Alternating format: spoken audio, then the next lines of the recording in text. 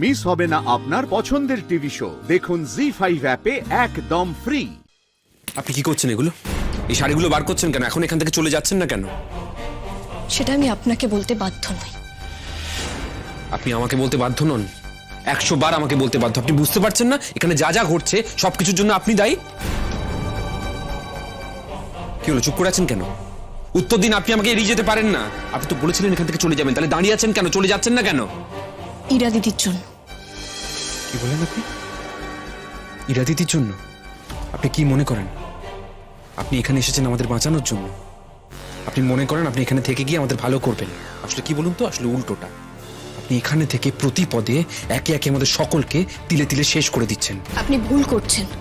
আপনি আসলে সত্যিটাকে এড়িয়ে যাচ্ছেন। অষ্টমী, আপনি আপনার সত্য আপনার কাছে রাখুন।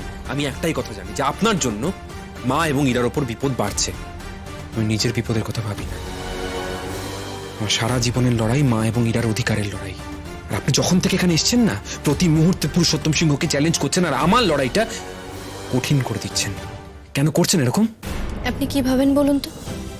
আপনার বাবার হ্যাঁতে হ্যাঁ মেলালে আপনি এই লড়াইটা জিতে যাবেন। এভাবে মুখ বুঝে সবকিছু মেনে নিলে আপনার মা আর বোনের অধিকার ফিরে আসবে। আমাকে প্রশ্ন করাটা সহজ আয়ুষ্মান বাবু, কিন্তু আমাকে প্রশ্ন করে আপনি এই লড়াইটা লড়তে পারবেন না।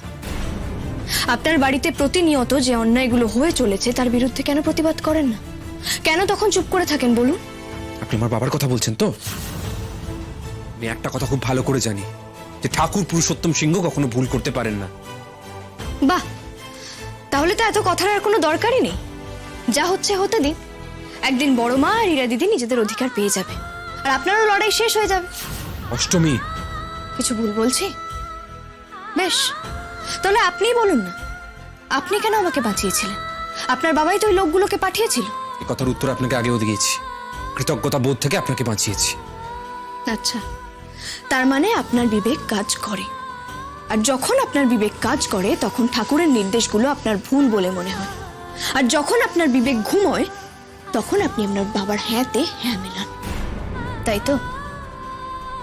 চোখ খুলে নিজের বাবার ভুলগুলো দেখুন আয়ুষ্মান বাবু। একদিন আপনিও বুঝবেন বাকি সবার সঙ্গে সঙ্গে আপনার বাবা আপনাকেও ঠকাচ্ছেন। আমি আপনার থেকে এত কথা শুনতে চাই না অষ্টমী। শুনতে হবে, কারণ আপনি দু নৌকোয় পা দিয়ে চলছেন। আপনি কিন্তু এবার আপনার সীমা ছাড়িয়ে যাচ্ছেন। না, আমি সত্যিটা বলছি। আপনি কোর্টে গিয়ে আমার হয়ে সাক্ষী দেন, আবার যখন পুরুষোত্তম সিংহ আপনার বোনের গায়ে হাত তুলতে যায় তখন আপনি চুপ করে থাকেন। কেন আয়ুষ্মান বাবু, কেন চুপ করে থাকেন? কেন নিজের বিবেককে চেপে রেখেছেন বলুন তো? কিসের এত ভয় আপনার? আপনার ভাইরা তো তবু একটা পক্ষ নিয়েছে, আর আপনি দুদিকে থাকতে গিয়ে কোনো পক্ষতেই নেই। এভাবে বাঁচা যায় না। আপনি তো নিজের কথাই মুখ ফুটে বলতে পারেন, অন্যের অধিকারের কথা বলবেন কি করে?